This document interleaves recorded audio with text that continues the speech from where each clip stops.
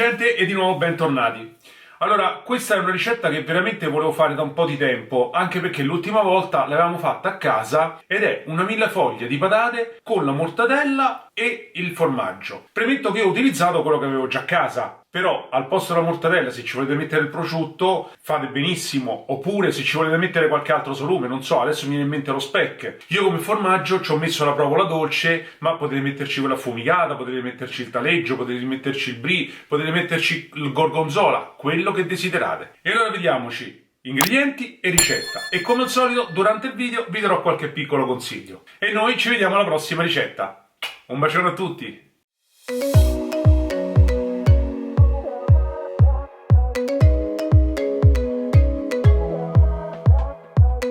Affettiamo le patate con una mandolina appoggiata su una ciotola con dell'acqua fredda, così non si anneriranno e perderanno il loro amido.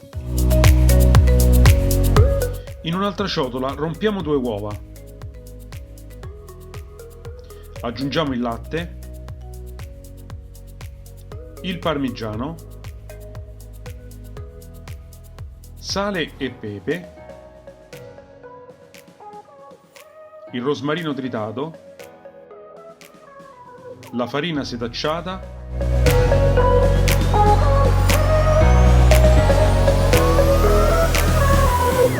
e il lievito e mescoliamo.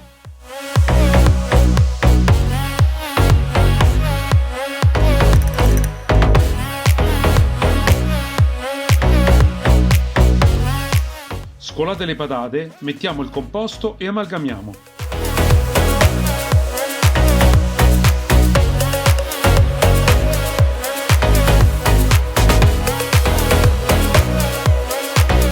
Aggiungete anche la mortadella fatta a cubetti e continuiamo a mescolare.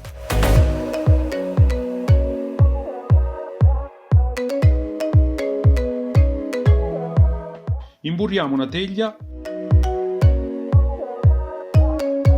copriamo il fondo con la carta da forno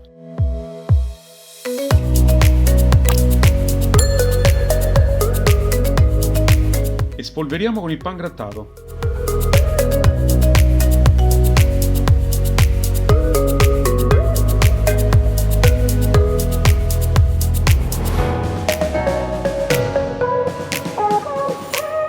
Ora disponiamo le fette di patate a cerchio formando uno strato.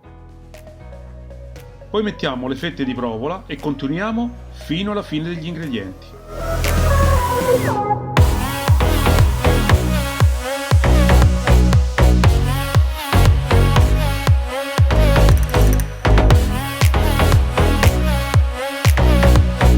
Sformata la millefoglie, tagliatela a fette e godetevi questa meraviglia.